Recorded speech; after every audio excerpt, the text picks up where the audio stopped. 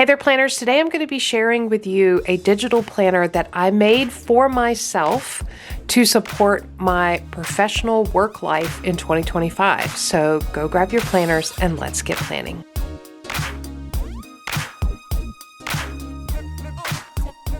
All right, so a few months back, I shared with you the second half of the year setup of my work bullet journal. That's this notebook.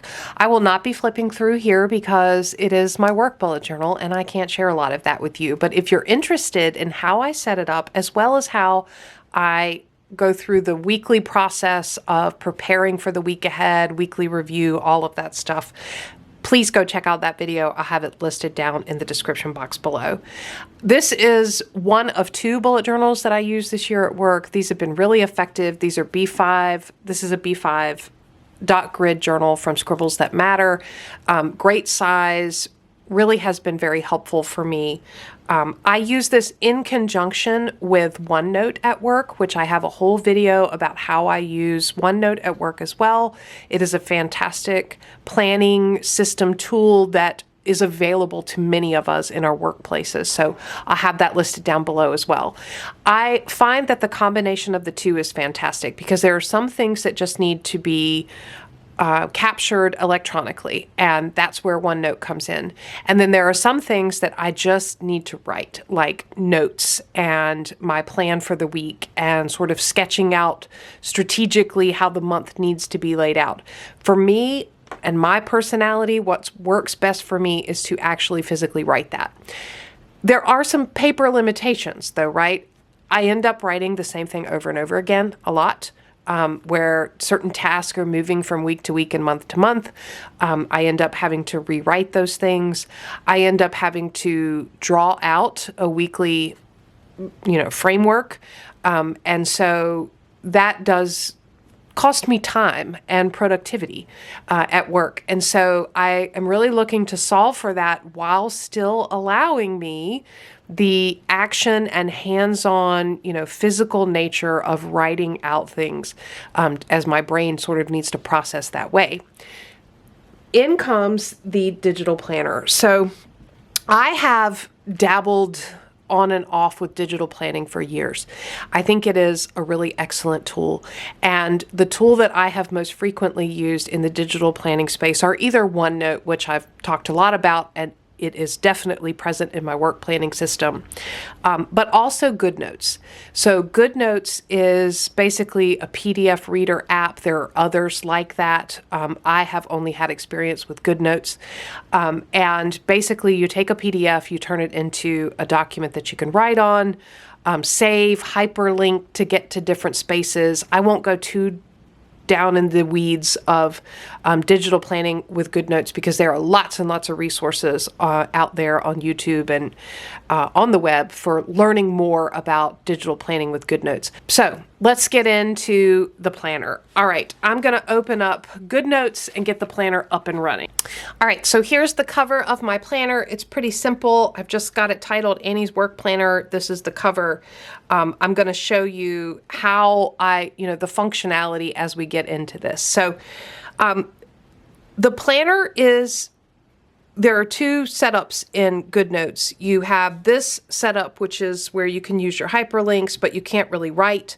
And then you have the edit version where you tap on the pencil and then you can actually write, and you'll see, I've got my pen here and I can actually write. And the functionality is fantastic because as I zoom in, you can see I can actually write my notes in my own handwriting. I can highlight, I can erase, I can do all the things that I would do in my bullet journal without having to have paper, but it feels like my writing because I'm actually writing. So this Apple Pencil is fantastic. I have a couple of things on the Apple Pencil. I'll have all my supplies listed down below in case you're looking for something. But just to share with you, if you listen, you cannot hear anything.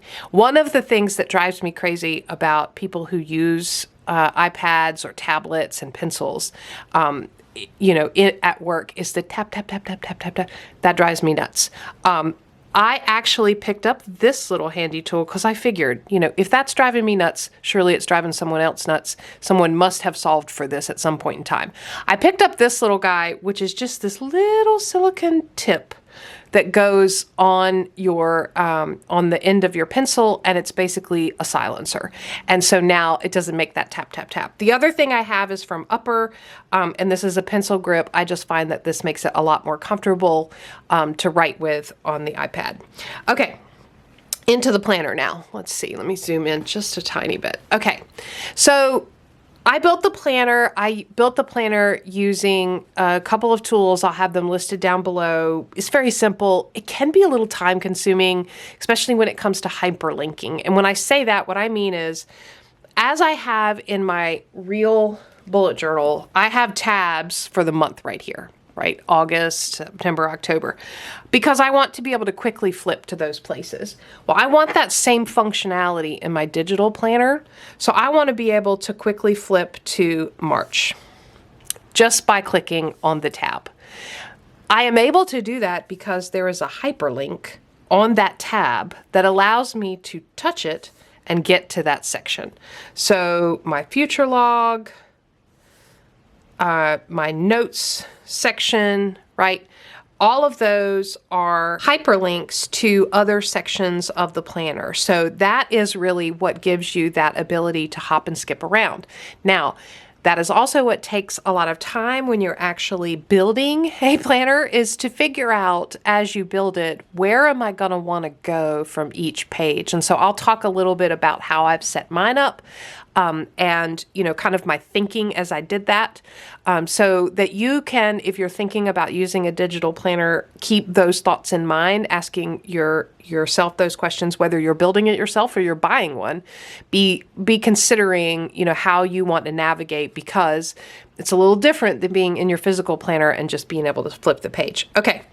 Here's the front page. I've got this little icon here for home. If I hit that icon, it takes me to this. As you can see, it's a completely blank page because my plan is to put some key information here, things I'm going to want to quickly access, like somewhat like I have in the front cover of here. If I open up to the front cover, I have a list of like employee emergency numbers, like IT help desk, you know, stuff like that. I'm going to put a few sticky note style notes here for quick reference. Okay. First section is my calendar section, and this is just my year at a glance. And you can see, you know, each month has the weeks, and then I actually have the week number for those, my 2025 yearly overview. And then I have somewhat of an inbox section that I can pop sticky notes into, so I know when I hit that calendar, I can actually, you know, just capture quick items there if I want to. I have all of the monthly tabs here on the right-hand side, January through December of 2025, but I also have the weekly pages linked from these calendars. So for example, if I want to go to the week of the 22nd, September 22nd, all I have to do is hit that, and then here I am on the weekly page, which I will go through you know, all of the setup of the weekly pages when I get there. But just to show you the functionality that I can quickly navigate to any of those weeks. Okay, the next section is my time tracking section. And I track days that I'm in office, days that I'm out of office, days that I'm traveling, any time off that I have planned, whether that's holidays or vacations, all of that stuff you can see here. You know, the categories that I have, and I'll put like starting balances and be able to track that. And I'll just show you as an example of the functionality. So let's say I have a Disney vacation planned from July 1st through July 7th. And then I would come over here and just subtract 40 hours of vacation time. And then now I have like a good tracking record of that. I can also, over here on this calendar, I've got my little key here. So let's say, change my color to that light blue. Let's say I'm out of office on February 10th. 11th, and 12th, and March 31st. All right, so now I can quickly see the days that I'm out of office and kind of keep track of that there. Same thing on this calendar. I have all of the weeks linked so I can quickly navigate to, if I see, hey, I was out of work on February 10th, 11th, and 12th, let me go to that week and see what was going on. Then I can get right back to my time page here. After this, I have another page of planned time off in case I want to be able to track some more of that. And then I just gave myself some notes pages just in case I wanted to make some notes about time off or anything else going on. All right, I have a future log. These also are hyperlinked calendars, so I can, go to the week of the 28th. This is a great place for me to put like upcoming items if I'm not quite sure. Just normal future log usage. That's what this is. All right, the next tab I have is goals. And for 2025 goals, I have an index page here. So the tab actually takes you to an index page, and then I can navigate to each of these pages individually. I have a section for my yearly goals, which is the goal, the leadership imperative that is linked to, the weight of that goal, meaning what percentage weight is given, is that 50% of my overall performance rating or performance up for the year. So I can detail that there. I also have a place for notes in case I want to take any additional notes. Back to the goal index page, I have a place for my development. So this is just a place for me to take notes about development activities that I'm doing, like record keeping of those development activities, how they went, any ideas that I have, things like that, as I'm having those conversations with my own leadership. I encourage you to, as I go through these sections, be thinking about, are these items that you would want to incorporate into your own planner system for your professional life or your work life as you go into next year, regardless of what planner you're using, whether that's a digital planner, Goodnotes, OneNote, whether that is a physical planner, a bullet journal. Just be thinking about, do you need a place for development in 2025? All right, back to the goals index. I have a list of accomplishments. I like to keep this because I like to kind of draft up my own self-evaluation as I go through the year and share that with my leadership team, making sure that they know what I consider an accomplishment. Do they agree? This is what I've been working on, things like that. All right, and then I have a place for mentors and a place for mentees. I actually I have a very large number of people that I am mentoring myself, and I like to keep notes on their progress, their goals, what we're talking about, ideas for development for them. How can I, if they say they're interested in this type of work or this position, how can I be an advocate for them? All of that stuff, I like to keep all those notes, so I have a section for that. Actually, the way I've set this up is I have one page assigned to each one of them, so I can, write their name and then, just keep notes on that. Okay, and then I have a notes section and, different goal notes that I can keep. And then I get into the actual breakdown of my annual goals. So I have my yearly goals, and then I have a quarterly breakdown. So this is quarter one. I gave myself room throughout this planner for 5 goals because that's typically the max that I would see. If I have more than 5 goals, I will just use additional pages. I can always come in here and add a page. And I could use the same template. I can add a blank page. So I can always come in here and add additional pages if I needed to. But I'm pretty sure 5 goals is going to be about what I need. For the quarterly goal page, I set it up so that it's the basic table. It's got the goal, the annual goal, the goal for the quarter. Why is that the goal for the quarter? Because why is always important when you're thinking about goals. Any risk that I have to achieving that goal, the resources that I'm going to need for achieving that goal, whether that be time or support from others, and then action items that I need to take. And this really helps me plan out for the quarter, exactly what needs to go on for that goal. I have one for a quarterly goal page for each of the quarters. Here at the top, I have links to the overall 2025 goals and then each of the monthly goal pages. So I'll just click on one of those so you can see what that looks like. So here's the January goal page. I have the 5 goals, the quarterly goal, and then the January goal. Risk, resources, and actions. So it's very similar. It just breaks it down a little bit further. I've got the monthly calendar here, which is linkable. So if I wanted to go to this week in January, here's the weekly page. And then I have over here a link back to my quarterly goals and my monthly goals. So if I wanted to get back to that page I was just on, I can click the monthly goals and here it is.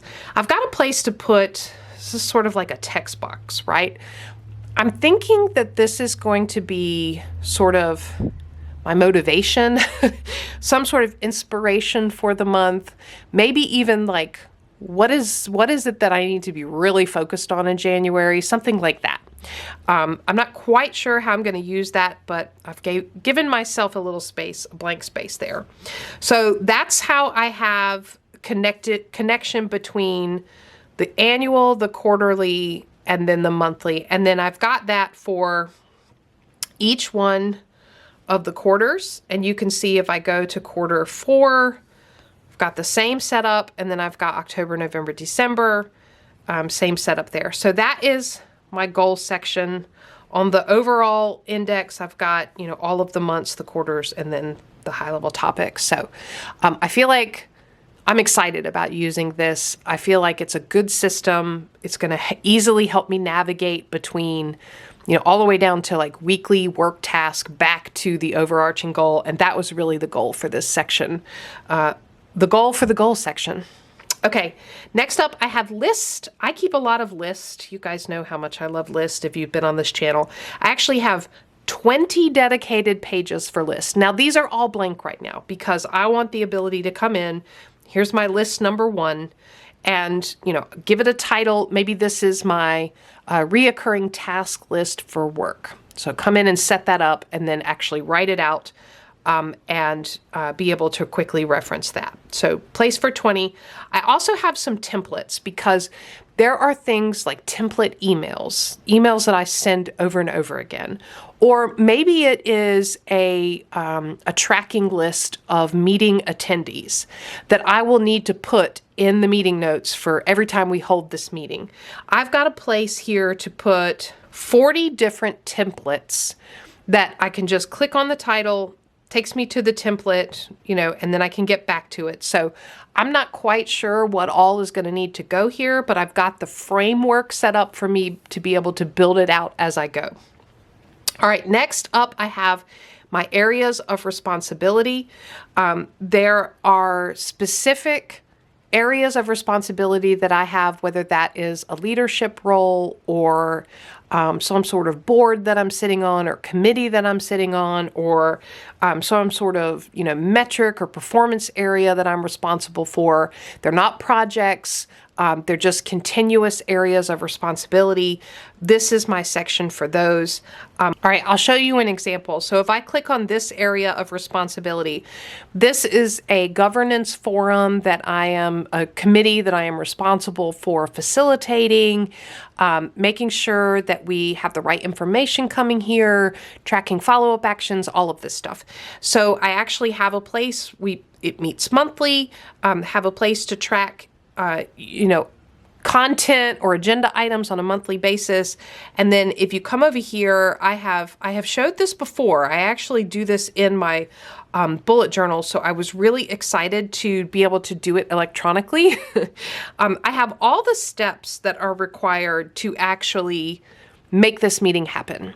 Everything from drafting the agenda to, sending that agenda out to folks who are going to present at it, asking for materials, getting those materials through reviews, distributing materials, holding the meeting, sending up follow-up information, all of that stuff.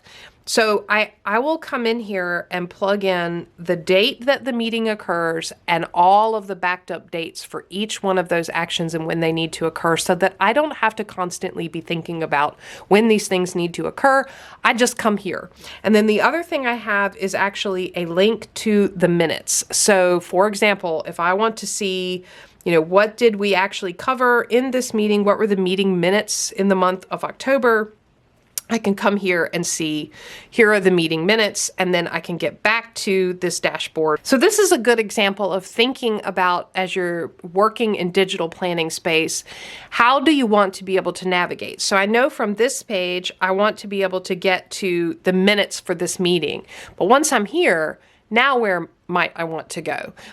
One place I know I might want to go is right back to that dashboard. So I've got that here. So just asking yourself as you are designing or building a digital planner, how do you want to navigate? And from each page, where might you want to go from there? So that's an example of one of the areas. I have lots of these listed that are my areas of responsibility. And then I also have some blank sections so that I can continue to build those out. Each one has the specifics of that area of responsibility, as well as links to important pages and throughout the planner that I might want to get to. All right, projects is a major part of my professional life.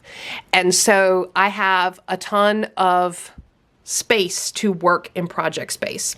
The way I have this set up in my projects tab takes you to an index page that is overwhelming a little bit, but I think it's going to be really helpful. So what I've done, if I just zoom in here, on my projects page, I have projects listed at the top with the 12 months of the year below. And the way I intend to use this is, let's say that this is project A, okay?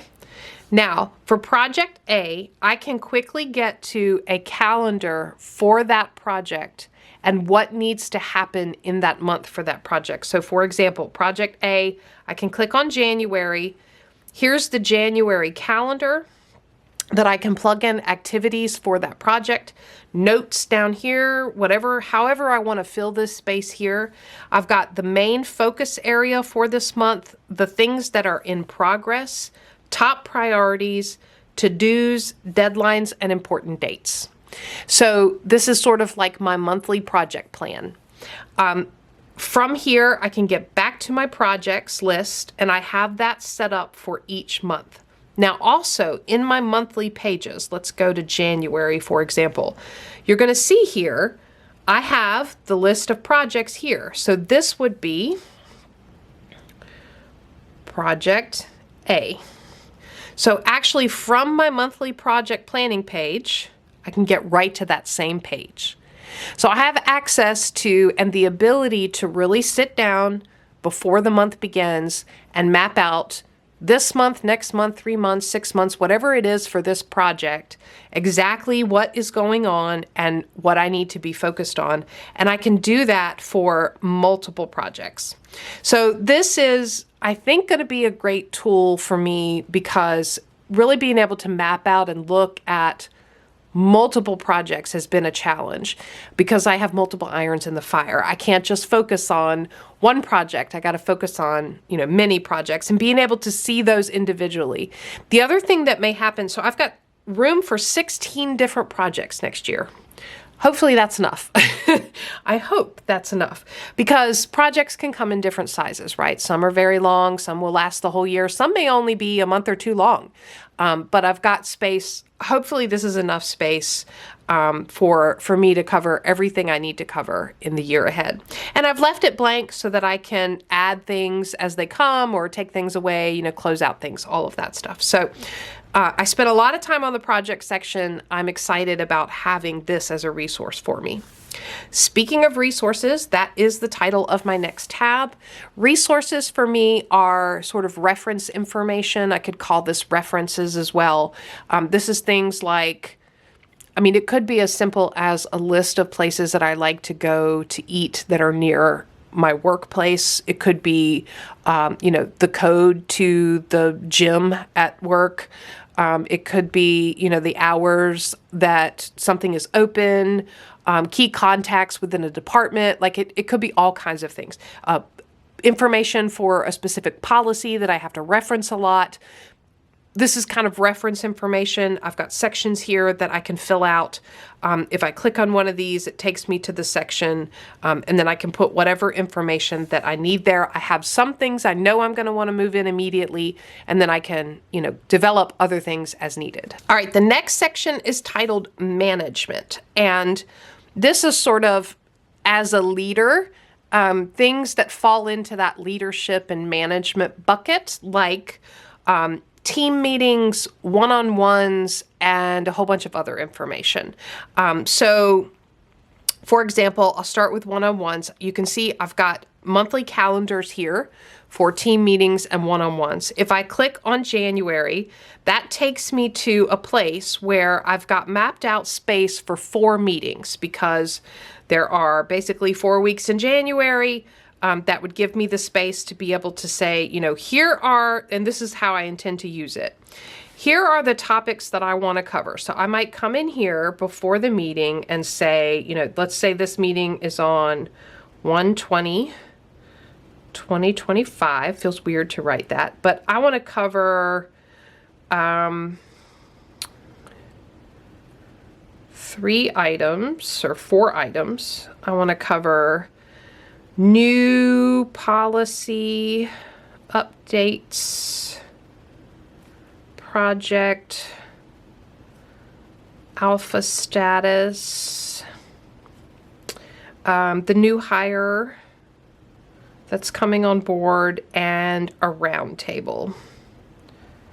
Okay, so those are the items that I want to cover in the one-on-one that's coming up on January 20th. I would then use this space here to take notes about the discussion,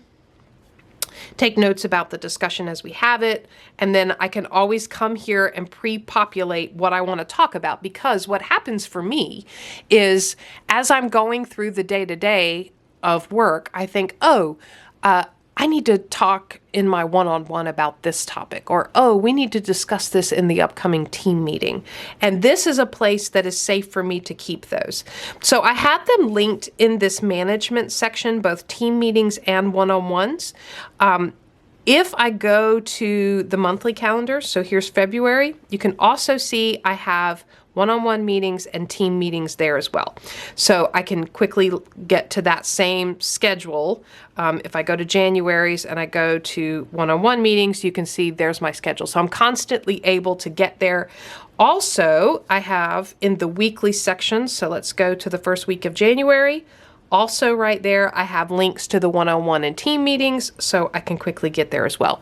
I wanted to be able to navigate to these pages frequently from a lot of different places in the planner, because when I have something that I think, I need to cover that, in this one-on-one with my boss or, with my team, I can quickly get here to those sections.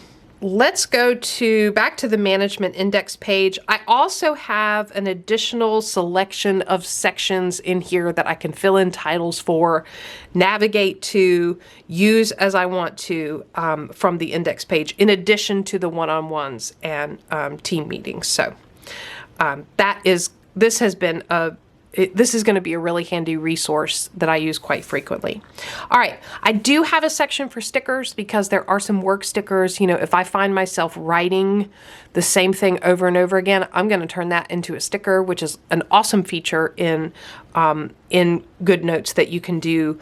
So some commonly used stickers, which are really just ways to speed up productivity. We're not talking about like decorative planner stickers here. We're talking about very functional things.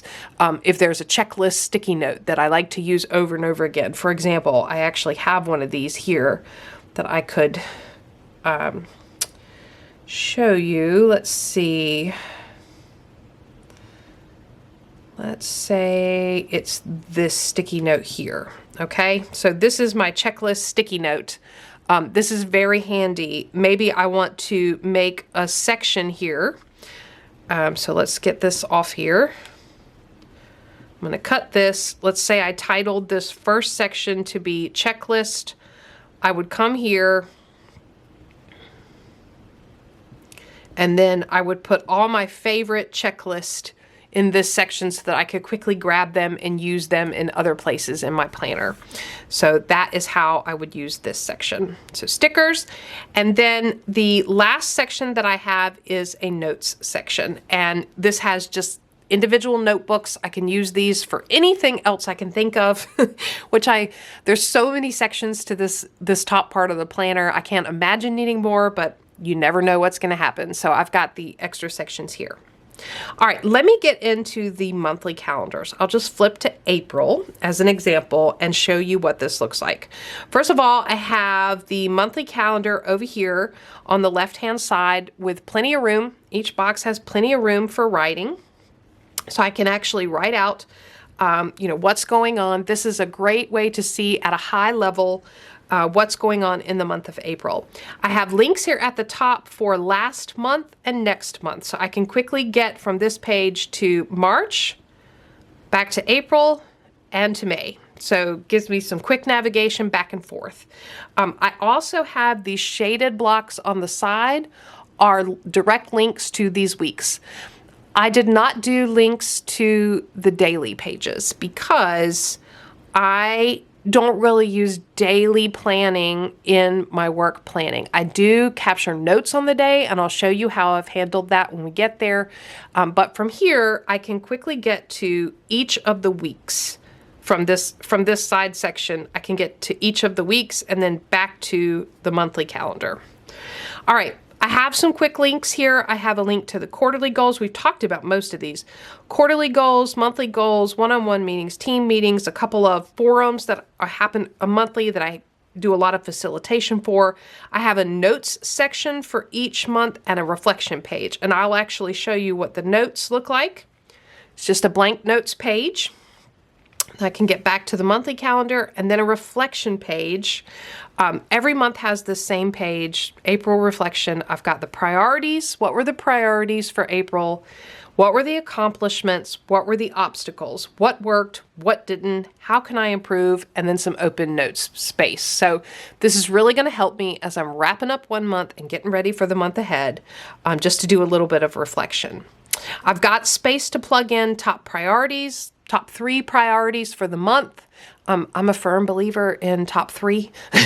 I think any more than 3 is challenging to achieve, but I can at least commit to myself these 3 things will get done. And then I have a this month list, which is just kind of what are the key things I really think I need to get done this month. I've got links to my projects, and then I've got a little space to talk about next month. And this is really I could easily navigate to the next month and put something there. But this is if I'm not quite sure how to capture it, or I don't know what date it is, but I just want to make note of it so that I'm thinking about it for next month, I would capture it there. So that's my monthly page. Let me show you the weekly page. So here's the weekly page. I've got similar to the navigation on the monthly page. I've got a last week and next week. And that is really handy to be able to flip back and forth. If you think about, if I think about the way I use my planner for work, I flip back and forth between what happened last week and what happens next week a lot. And so I needed the ability to quickly be able to go back and forth and sort of just like I was flipping the pages of my planner, be able to do that. The way I set up my bullet journal, and you can see that in a video I'll have listed down in the description box below, how I set up my physical bullet journal, I have set that up very similar here. So I've got each day has a section here, and what I would typically put here are what are the key meetings that I want to be aware of. I am not trying to recreate my Outlook calendar from work here. So I wouldn't put times, and I'm not referring to this like because my Outlook does all the things I need it to do. But what I really want to do is just kind of mentally give myself the heads up. Hey, these meetings are coming. You need to be prepared for these. And then on the right-hand side is where I would actually list out to-dos for that day. These are date-specific to-dos, like, for example, submit X report by 5 p.m., right? That might be a to-do on this day. And then, I've got that Monday through Friday. No reason to have weekend in this planner. So I did not include weekend. I've just got Monday through Friday. Then I've got a master to-do list, and this is long with plenty of space because this tells me what else do I need to be working on this week that is not date specific. This is where I would put project items, things that are ongoing that I'm working on. I gave myself a top 3 here as well because I'm a firm believer in top 3. And then I also have a next week. This will be really important when it comes to planning next week, and also part of the reason why I have this last week and next week buttons here so I can flip back and forth and see that. And then I have some links here. Quarterly goals, monthly goals, one-on-one meetings, team meetings, a couple of forums that I manage that I have to really get to quickly. Notes, every week has its own note page, and every week has its own review page. So let me show you what those look like. Notes just looks like a blank page. It's got the calendar here, little mini calendar here, and it's got the dates of this week. So this is March 31st through April 4th. That's the notes page, and then the weekly review page gives me space to be, same thing, calendar, space to be able to write. And then I have last week, each of the days are linked, and next week, in case I want to get back to a day, I can see the days. The daily pages are simply the mini calendar with hyperlinks, the date, and a blank space. And this is for meeting notes, things like that. So I can quickly see what happened on that day, and then I can get back to the week by clicking on the week.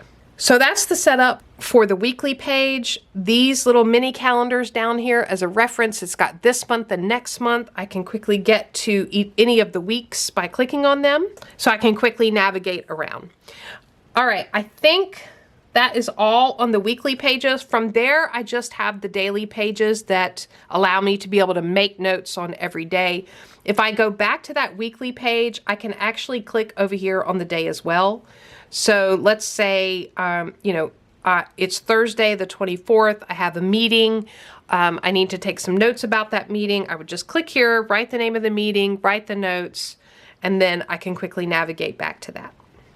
And that is pretty much the setup for all of the remaining months. You can see I've color-coded things. I used, October is orange. Everything in October is orange.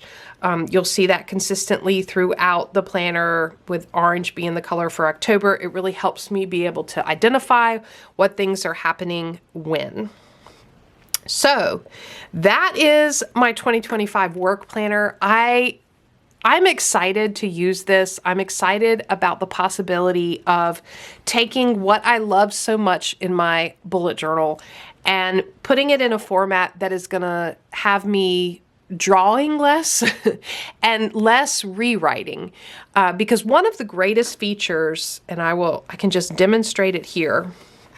Let's say I took the time to write out this list of things. Okay, and now this week it's great. I have this list, but I get to next week and I need this same list. In my bullet journal, I would have to rewrite that list. Here in Goodnotes, I just copy it, go to the page where I think I need it, and paste it. I can resize it, I can make it bigger, I can make it smaller, I can change the color of it. That functionality, it solves a productivity problem with my work bullet journal. And that's one of the things I'm really looking forward to about being able to use this planner for work in 2025. So lots of detail there. If you have questions, please put them down in the comments. I would love to hear your questions. If you're interested in more information about this, let me know. I can certainly make some videos about how I made this planner, how easy it is. It's really easy to make a digital planner. It does take some time and some thought. You have to think about how you want to navigate.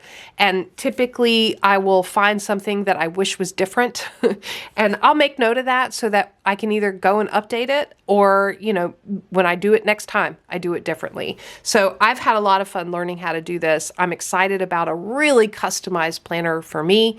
Hopefully this gives you some ideas of ways to think about your work planning and your professional planning in 2025. Let me know down in the comments what you are planning to use to keep yourself organized for your career in 2025. If you enjoyed the video, give me a thumbs up. Subscribe to Planning Annie for more content like this. And as always, thanks for planning with me.